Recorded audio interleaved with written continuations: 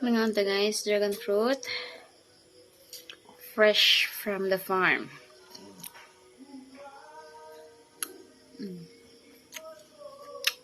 Kung ako ang papilion, mas maayo nga natural la siya nimo, dili nimo siya ibutang sa refrigerator. Kay nga no, mas matagamtam nimo ang kalami. Kay namay di man ta parehas uban nga ganahan jugbog na ako mo ganahagbog na.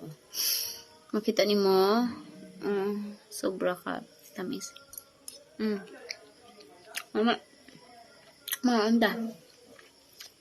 Mas ganahan ko inaanay rang kaysa ibutang, kaysa imong pabugnawon. Mas ma-enjoy na ko ang kaon inani. Kay di pa ka-feel og bugnaw.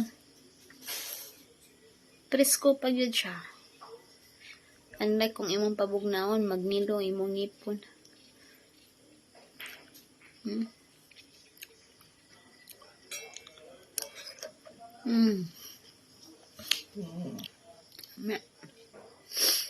Try nyo guys.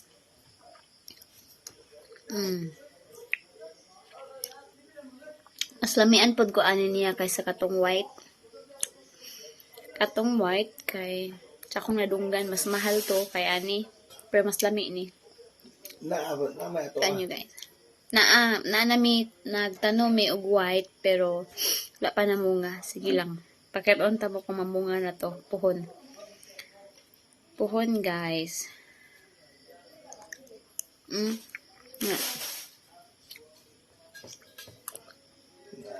Juicy pa siya, oh.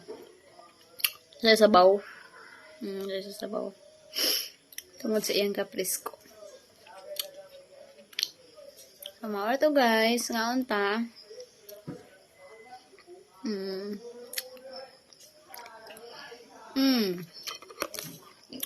Apa isa?